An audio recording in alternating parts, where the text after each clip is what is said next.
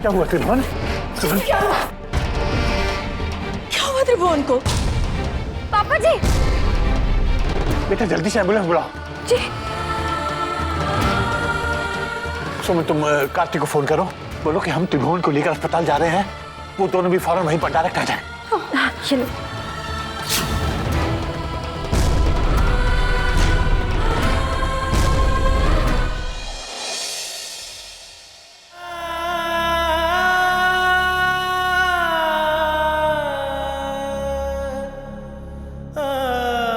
दादाजी ये सब कब हुआ, कैसे हुआ?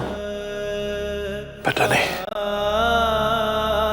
टेंशन में तो पहले ही था। उसके मन पर अपने आप को तुम्हारी मां का दोषी समझने का बोझ भी था। बस इस सारे बोझ को उठा नहीं पाया तो लगता है कि हार्ट अटैक हो गया। पर क्या कोई बात तुमको?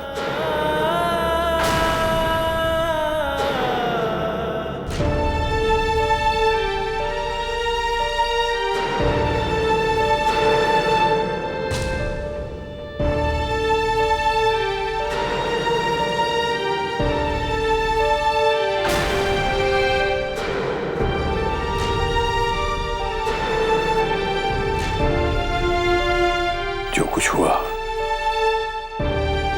उसके बारे में मैं वहां सबके सामने बात नहीं करना चाहता था, क्योंकि तब एक नई बहस शुरू हो जाती। कौन सही है, कौन गलत है। एक बात मैं तुम्हें जरूर कहना चाहता हूं, त्रिभुवन का इरादा तुम्हें कभी भी कोई भी दुख पहुंचाने का नहीं था। वो सिर्फ इसलिए सारी प्रॉपर्टी तुम्हारे नाम कर रहा था क्योंकि वो तुम्हें अपनी पूरी दुनिया समझता है। आदमी उसी के लिए इतना त्याग करता है जिसे वो प्यार करता है। जीते जी तो तुम्हें अपने प्यार का विश्वास नहीं दिला पाया। हो सकता है उसकी मौत तुम्हें उसके प्यार का विश्वास दिला सके।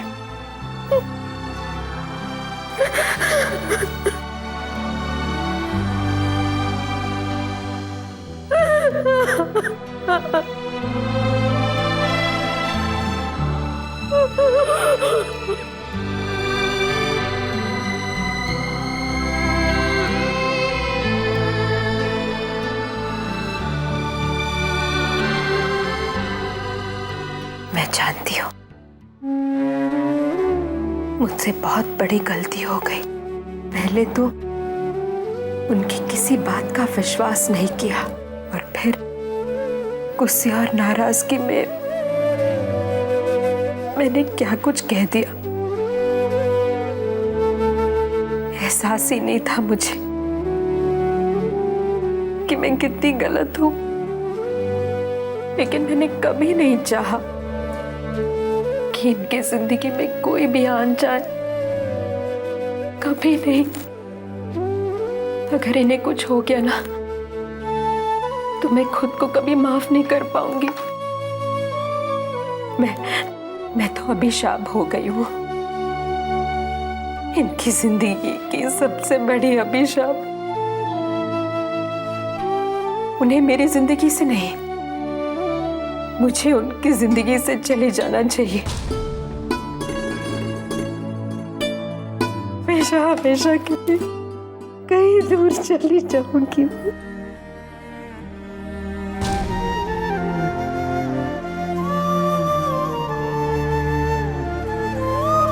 माँ, अब प्रायश्चित करना चाहती है ना माँ, तो प्लीज पापा जी को माफ कर दीजिए ना। प्लीज माँ, एक बार फिर से उनकी जिंदगी का हिस्सा बन जाइए। इससे बड़ा प्रायश्चित और कुछ भी नहीं होगा।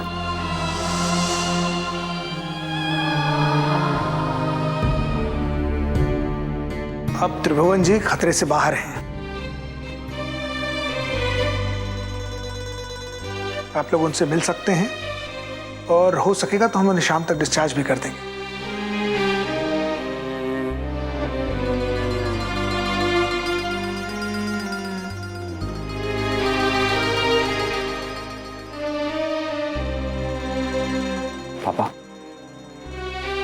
कैसी तबीयत है?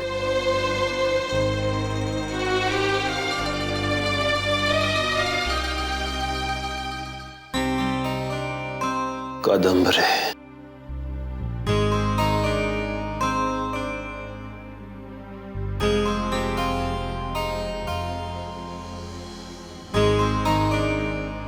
मुझे माफ कर दीजिए।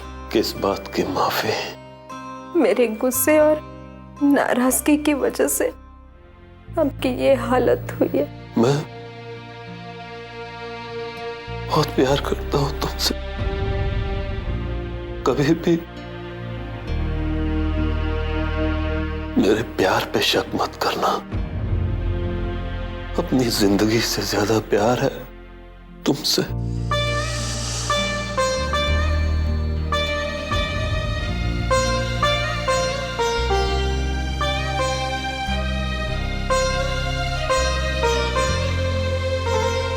अब कभी भी परेशान नहीं करूंगा तुम्हें। निहारिका को लेकर तुम्हारी जिंदगी से बहुत दूर चला जाऊंगा मैं। एक बार कह दो कि तुमने माफ कर दिया मुझे। ये आप क्या कह रहे हैं? माफी मांगकर मुझे शर्मिंदा मत कीजिए। भूल जाइए उन बातों को आप।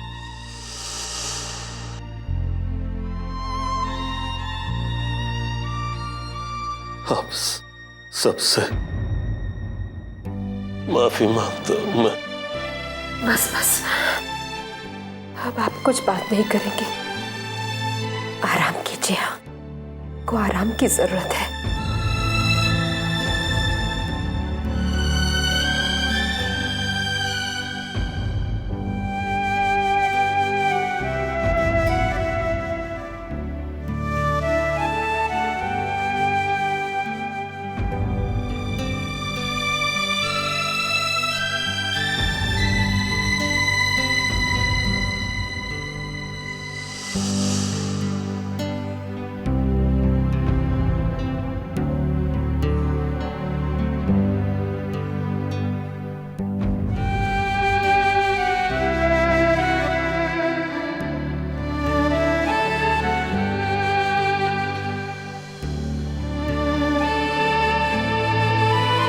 मुझे माफ कर दीजिए भैया। माँ का टूटा हुआ दिल देख मेरा भी दिल टूट गया था। माँ पापा का रिश्ता तो जन्मों जन्मों का है भैया। कोई भी टकरार, नाराजगी उनके रिश्ते को नहीं तोड़ सकती। मैंने उनके 30 साल के रिश्ते को तोड़ने की बात सोची भी कैसे। भैया, अपने इस छोटे भाई की नादानी माफ कर देंगे ना? भैया,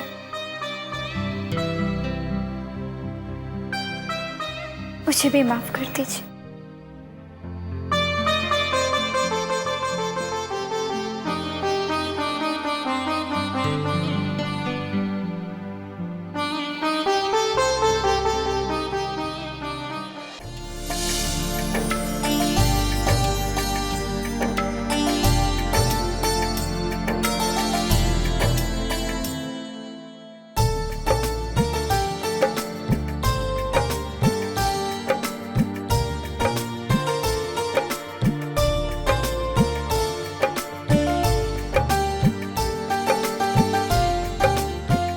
निहारिका,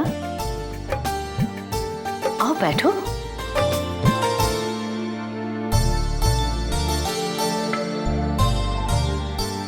कोई बात नहीं, मैं बाद में खा लूंगी।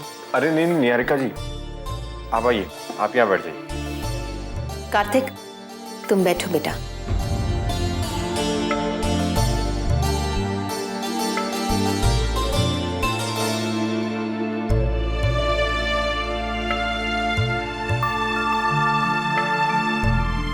मुझे माफ कर देना बेटा। तुम्हें इस घर की बड़ी बहू मानने में बहुत देर कर दी मैंने। जीती रहो।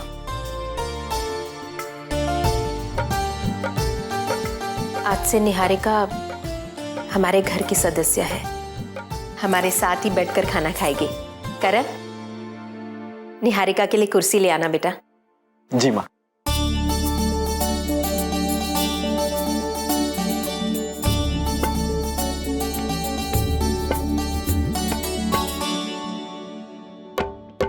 निहारिका, यहाँ आओ, मेरे पास बैठो।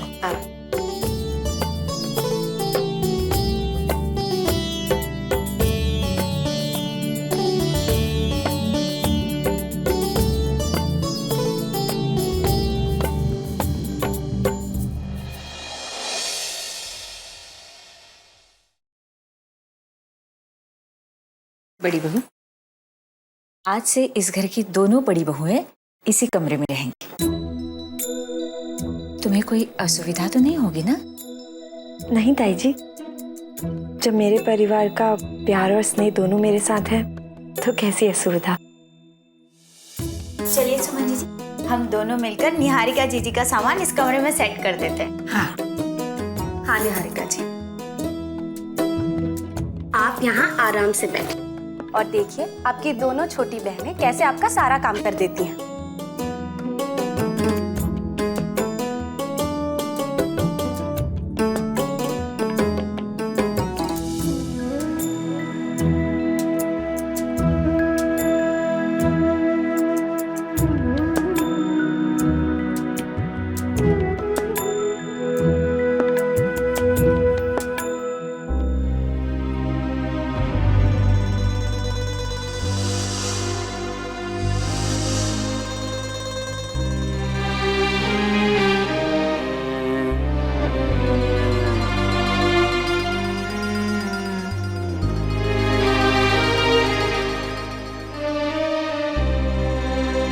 मैं अभी आती हूँ।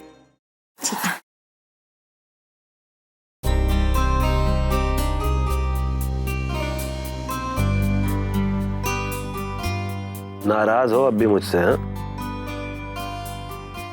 नहीं पापा, मैं आपसे नाराज नहीं। नाराज तो मैं खुद से हूं। खुद को दोषी मान रहा हूं मैं कि मैंने आपके साथ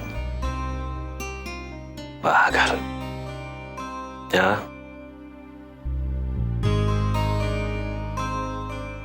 आजा मेरा बेटा, आजा आजा। पता है, तुम तीनों में से सबसे ज्यादा गुस्सा तुमको आता था। इतने बड़े हो गए हो, बदले बिल्कुल नहीं हो, बिल्कुल वैसे के वैसे हो। अरे निहारिका, आजा बेटा, आजा आजा आजा। बड़ी भाभी आइए, आप पापा के पास बैठिए, मैं थोड़ी देर में आता हूं।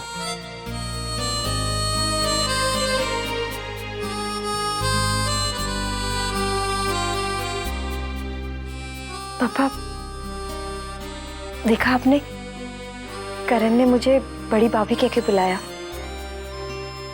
पापा जी, आपका बहुत बहुत शुक्रिया। आपने सिर्फ मेरा साथ ही नहीं दिया है, बल्कि इस परिवार की नाराजगी का भी सामना किया है। लेकिन इस सब की वजह से मुझे एक भरा पूरा प्यार करने वाला परिवार मिल गया। नहीं बेटा, इसके लिए मेरा नहीं, तुम्हें कादम्बरी का शुक्रिया अदा करना चाहिए। उसने तुम्हें इस परिवार में, इस घर में, अपने दिल में ही जगह नहीं दी, बल्कि बड़ी बहू का दर्जा दिया है। मैं अपनी भावनाओं को शब्दों में व्यक्त नहीं कर सकती, लेकिन जिंदगी में पहली बार मुझे ऐसा लग रहा है कि जैसे मेरा भी एक परिवार है। सुमन और पारो मुझे जीजी कह के बुलाती हैं, और सच मानिए मुझे ऐसा लगता है मैं उनकी बड़ी बहन ही हूं। ऐसा लगता है जैसे रिश्तों की मुझे एक बहुत बड़ी दौलत मिल गई है।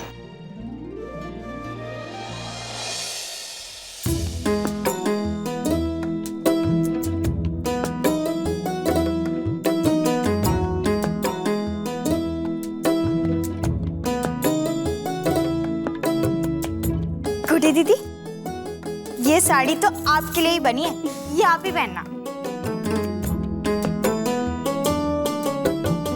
कंचन, तुम ये गुलाबी साड़ी पहना, इसे पहनकर ना आप बिल्कुल हीरोइन जैसी लगोगी। थैंक यू भाभी। दादी माँ, आप पर तो हर रंग अच्छा लगता है, आप तो कोई भी साड़ी पहन लेना, है ना सुमन जी? हाँ, सो तो है। दादी माँ, ये आप पर अच्छी लगेगी। ठीक है, देखो। और माँ, आप तो उसी रंग की साड़ी पसंद कीजिएगा जो रंग पापा जी को पसंद है। पापा को तो मम्मी किसी भी रंग में अच्छी लगती है। मुझे तो ये बहुत पसंद है। तुम लोगों ने सब पसंद कर लिया? हाँ जी। निहारिका कहाँ है? उसे भी तो बुलाओ। निहारिका, निहारिका।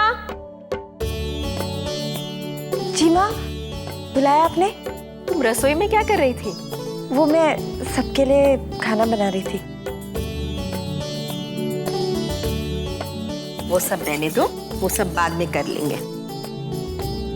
हमारे घर में कुल देवता की पूजा है, अपने लिए भी कोई अच्छी सी साड़ी पसंद कर लो ना। भाई साहब, कोई हल्के रंग की साड़ी दिखाइए। वो दिखाइए। ये कौन है मालकिन? ये मेरी सबसे बड़ी भाभी है।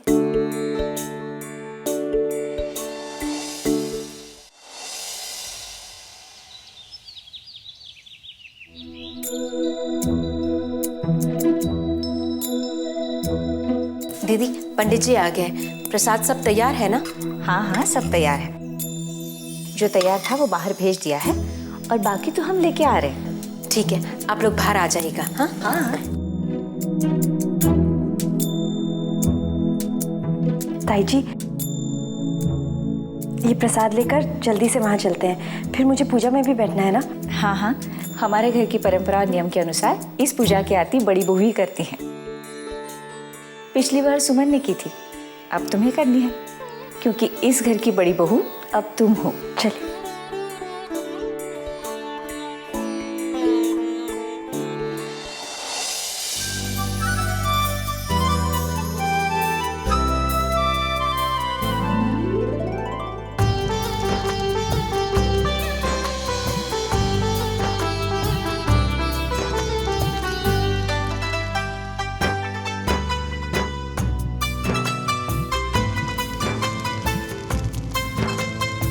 पंडित जी,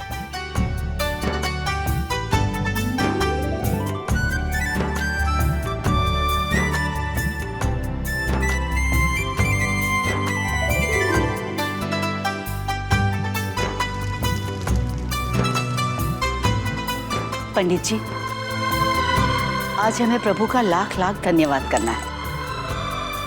उनकी कृपा से आज हमारे परिवार में फिर से प्यार और अपनेपन की बहार आई है। आप इस परिवार की तरफ से प्रभु को धन्यवाद की प्रार्थना जरूर कीजिएगा।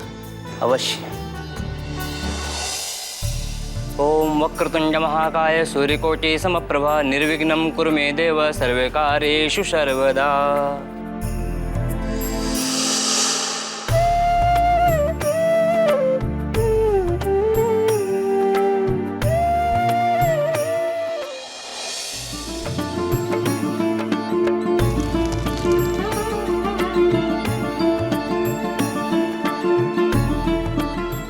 अब इस घर की बहू आकर आरती करे।